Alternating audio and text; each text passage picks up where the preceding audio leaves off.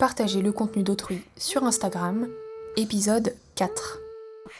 Quelles pourraient être les bonnes pratiques en matière de partage de contenu sur Instagram ? Depuis que j'ai commencé mes recherches au sujet du partage et de l'utilisation du contenu d'autrui sur Instagram, j'en vois partout. Avant, je n'y prêtais pas forcément attention. Mais aujourd'hui, je m'aperçois que beaucoup de comptes que je suis, beaucoup de comptes que j'apprécie, utilisent régulièrement des photos qui ne leur appartiennent pas pour illustrer leurs posts, par exemple. Comme le disait Aline, alias Beauté Naturelle, dans l'épisode 1, parfois, c'est fait sous couvert d'œuvrer pour la bonne cause. Prôner le féminisme, la sororité, faire du bien, apporter du positif, offrir de la visibilité. Parfois, c'est juste pour nous souhaiter un bon week-end, une belle journée ou annoncer le printemps. Plus j'y pense et plus je me renseigne sur le cadre légal dans lequel s'inscrit cette pratique, et plus ça me paraît problématique. Chez moi, un post Instagram, c'est en moyenne 1 à 2 heures de travail. Prendre la photo, la retoucher, écrire le texte, le relire, le re-relire, choisir les hashtags et enfin, poster et relayer en story.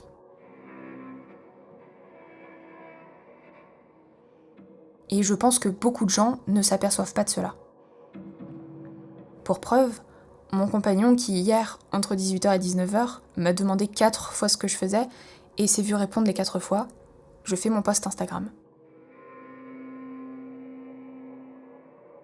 Pour vous donner d'autres exemples, je vous les cite de mémoire, Aline compte généralement au moins une demi-journée de travail pour créer un post sponsorisé. La Renarde Bouclé, qui est illustratrice, expliquait récemment en story qu'elle avait passé 4 à 5 heures de travail pour concevoir son dernier post. Et enfin, Swan Périssé, qui est humoriste et youtubeuse, racontait récemment dans un podcast dont elle était l'invitée qu'elle pouvait passer jusqu'à 1 heure pour écrire un post Instagram de 3 lignes, car elle tenait à choisir avec soin chacun des mots employés. Créer un post, surtout s'il a une visée professionnelle, c'est donc énormément de travail et de temps.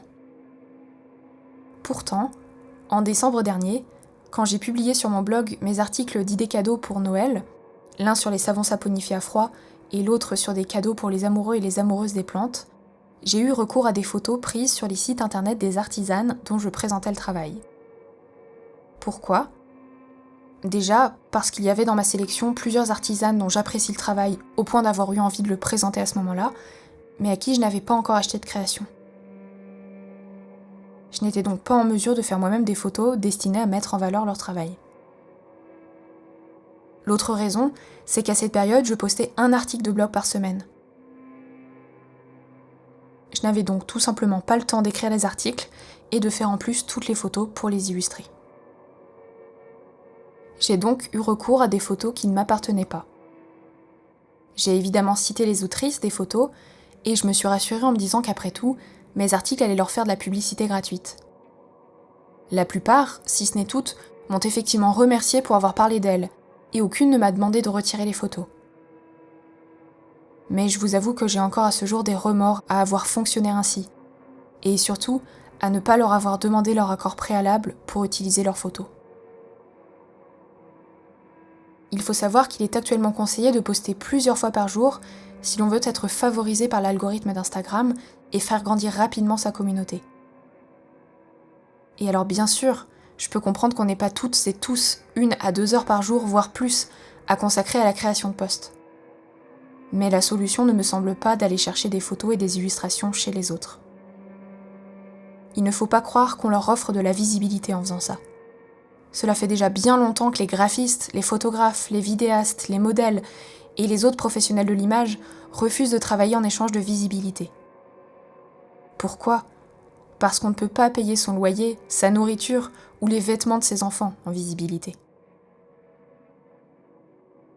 Monétiser un compte Instagram, cela se fait sur la base du nombre d'abonnés au compte, mais aussi à partir du nombre de likes et de commentaires sous les posts. On appelle cela l'engagement. Or, lorsqu'on reposte une photo prise sur un autre compte, on offre éventuellement quelques followers à ce compte, car certaines personnes prendront la peine d'aller voir la publication sur le compte d'origine et s'abonneront. Mais les likes, les commentaires et l'engagement, c'est nous qui les aurons. Certaines entreprises ont très bien compris cela et n'hésitent plus à aller chercher le contenu créatif de leur prochaine campagne marketing directement sur les réseaux sociaux. Il suffit de proposer un défi, un concours photo par exemple, de créer un hashtag que tous les participants et participantes doivent utiliser lorsqu'ils et elles publient leur contenu, et l'entreprise n'a alors plus qu'à aller piocher sa prochaine campagne de pub directement dans un immense vivier gratuit. Certaines se servent même directement de photos postées par des anonymes qui ont eu le malheur de les mentionner ou de mentionner leurs produits en hashtag. Comme nous l'avons vu dans l'épisode précédent, c'est totalement illégal. Mais ces entreprises savent qu'il sera de toute façon très difficile pour une personne isolée de faire valoir ses droits. C'est pourquoi il existe depuis quelques années maintenant des services, payants évidemment, qui se chargent de vérifier comment vos photos sont utilisées sur Internet et, lorsqu'ils identifient des cas de contrefaçon des droits d'auteur, réclament pour vous des dommages et intérêts. Imaginez un instant que tout le monde se mette à partager le contenu de quelqu'un sous prétexte que son travail est magnifique.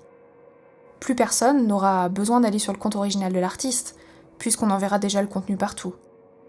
Quel intérêt aurait alors cet artiste à continuer de partager son travail si c'est pour que d'autres personnes s'en emparent et en profitent à sa place? Il y a quelques jours, j'ai vu passer sur Instagram 2 posts qui m'ont interpellée. Ils ont tous les deux été publiés par une graphiste, Gabi, connue sur Instagram sous le pseudonyme de gmf.designs. Ces 2 posts ont un thème commun. Voici ce qu'ils nous disent.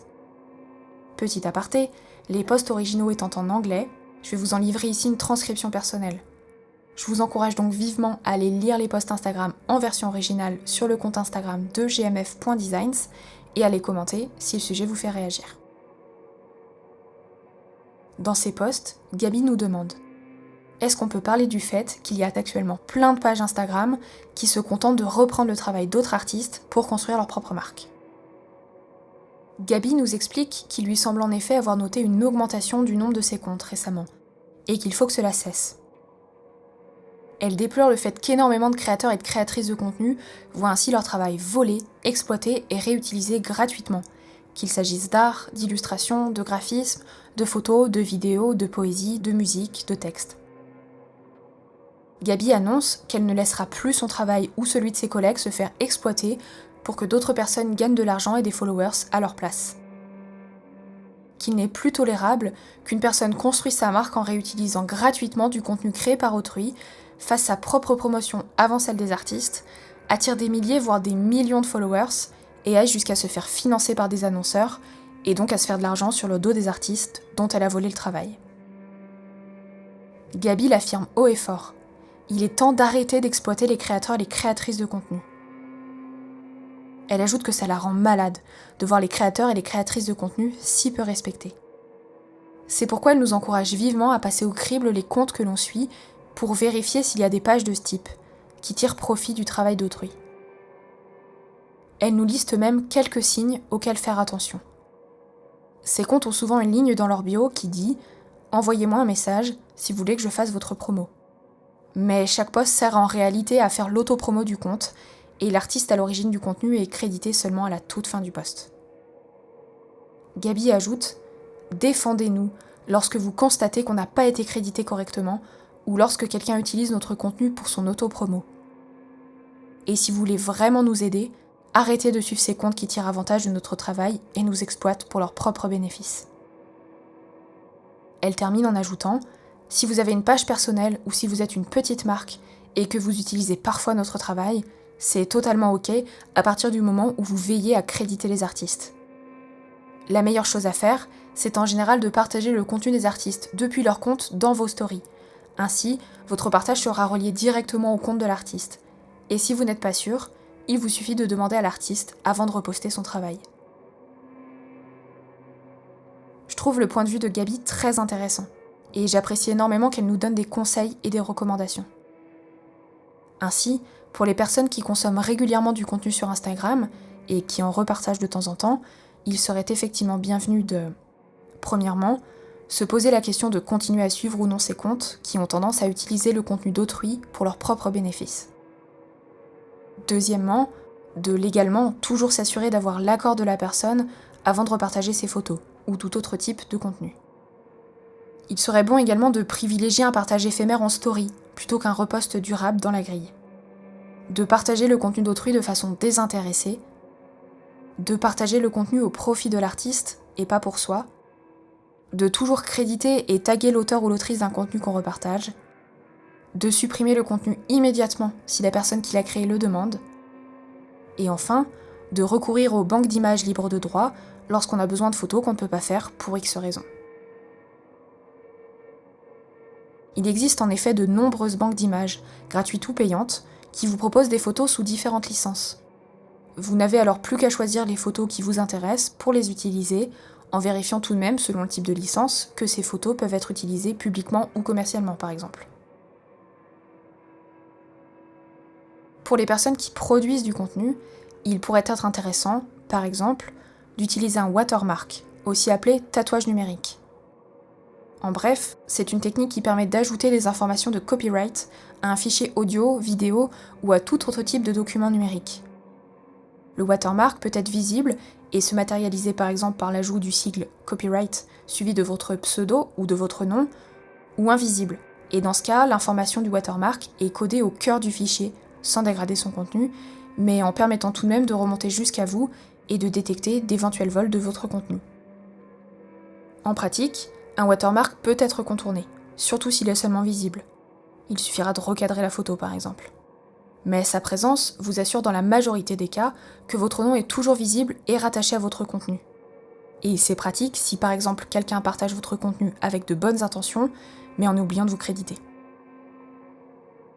Le watermark, c'est l'option qu'a choisie la créatrice Wild Sheep, qui ajoute systématiquement sa signature sur toutes les photos de ses créations. Selon elle, cela n'empêche pas qu'on repartage ses photos, y compris sans son autorisation, mais ça incite fortement les personnes qui le font à ne pas oublier de la mentionner. De nombreux logiciels ou applications permettent d'ajouter un watermark très facilement, et même de le faire en série par exemple. On regrettera que l'option ne soit pas accessible directement dans Instagram. En tant que créateur ou créatrice de contenu, vous pouvez aussi choisir de préciser dans votre bio ou dans la description de vos photos riposte interdit, partage interdit, etc. Légalement, le partage de votre contenu et de vos photos est de toute façon interdit sans votre accord préalable, comme nous l'avons vu dans l'épisode 3, mais le rappeler peut aussi vous servir à interpeller, à dissuader les gens qui n'en avaient pas conscience, par exemple. C'est l'option choisie par les deux créatrices de la marque De Mère en Fil, Faustine et Cathy. Lorsque j'ai pris contact avec elles, Faustine m'a confié qu'elle était tout à fait consciente que présenter leur création sur un réseau social les exposait en même temps au risque de plagiat. Mais, comme beaucoup, la marque De Mère en Fil a besoin de ses réseaux sociaux pour faire connaître ses produits auprès de ses futurs clients et clientes. Aussi, pour protéger un peu plus leur création, les créatrices de De Mère en Fil ont fait le choix d'ajouter la mention riposte interdit, copie interdite, Pinterest interdit. Cela leur permet de réguler un peu le nombre de copies illicites de leur travail, le nombre de partages de leurs photos sans leur accord, et ainsi d'allier visibilité de leur marque et contrôle de leur image. Enfin, pour les fournisseurs de services et de partage de contenu, comme Instagram par exemple, mais c'est aussi valable pour Facebook ou encore Pinterest, on pourrait tout à fait envisager l'ajout d'un outil de watermarking facile et accessible dans les fonctionnalités de base de ces services. On pourrait aussi imaginer que ces services intègrent un jour des outils de tracking et d'élimination des images partagées sans notre accord, pour nous éviter d'avoir à vérifier cela manuellement avec la recherche Google Images inversées par exemple, ou de faire appel à des services payants. Mais c'est assez peu probable malheureusement, puisque ces services d'hébergement et de diffusion de contenu tirent justement leur bénéfice du fait qu'on les utilise pour partager du contenu. L'algorithme d'Instagram favorisant par exemple les comptes dont le contenu est le plus repartagé. J'imagine que vous le comprenez maintenant. Il n'y a malheureusement pas de réponse unique à apporter à la question posée en titre de cet épisode. Il n'y a pas de bonne pratique absolue en matière de partage de contenu, mais j'espère vous avoir donné quelques pistes. Votre ressenti, la conduite à tenir et les solutions à apporter seront évidemment différents selon votre statut, selon votre nombre d'abonnés, selon la fréquence à laquelle vous postez, et selon que vous créez et partagez du contenu dans un objectif personnel ou dans un objectif professionnel. Pour terminer, j'aimerais vous inciter à réfléchir à ce que vous voulez pour l'avenir du partage de contenu sur Instagram. Je vous invite à prendre du recul régulièrement sur vos pratiques et sur celles des personnes avec qui vous interagissez, et à réagir quand celles-ci ne vous conviennent pas. Et surtout, avant de partager un contenu, je vous invite à vous demander pour qui vous le faites et à vous assurer que cela ne nuira à personne.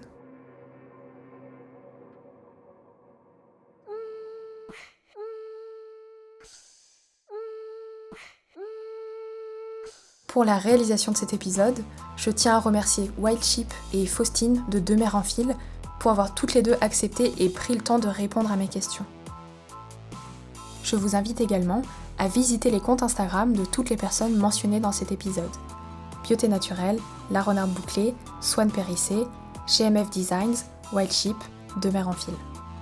Je vous mets les liens vers tous ces comptes Instagram dans les notes de ce podcast.